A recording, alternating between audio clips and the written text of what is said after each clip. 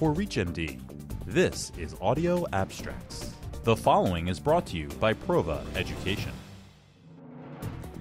Cystic fibrosis, the most common lethal recessive disease in Caucasians, affects approximately 70,000 patients worldwide and results from mutations in the cystic fibrosis transmembrane conductance regulator, CFTR. For the vast majority of cystic fibrosis patients bearing the most common CFTR mutation called Phe508del,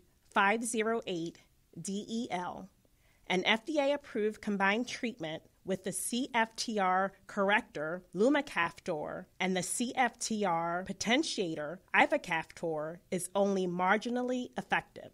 Dr. Antonella Tosco and colleagues had previously reported that the combination of two safe proteostasis regulators, cysteamine and epigallocatechin gallate, can be used to improve deficient expression of the cystic fibrosis transmembrane conductance regulator in patients homozygous for the most common CFTR mutation. In a new article published in Cell Death and Differentiation, Dr. Tosco and colleagues provide the proof of concept that this combination treatment restores CFTR function and reduces lung inflammation in mice that are either homozygous or heterozygous for the CFTR mutation Phe508del, provided that such mice were autophagy-competent.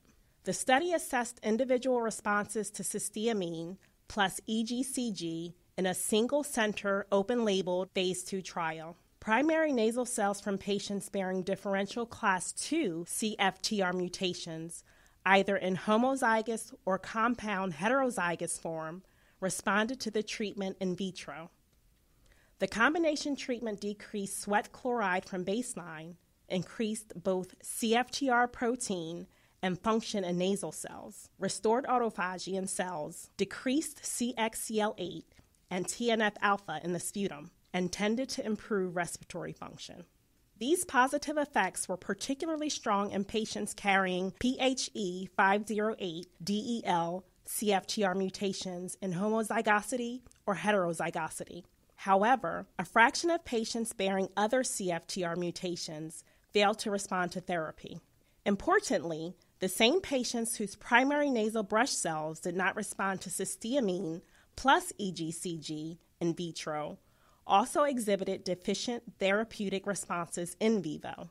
Altogether, these results suggest that the combination treatment of cysteamine plus EGCG acts on target because it can only rescue CFTR function when autophagy is functional in mice and improves CFTR function when a rescuable protein is expressed. These results should spur further clinical development of the combination treatment. This has been a presentation of Audio Abstracts.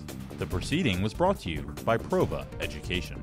For more information and for reference links of this article, visit reachmd.com/audioabstracts.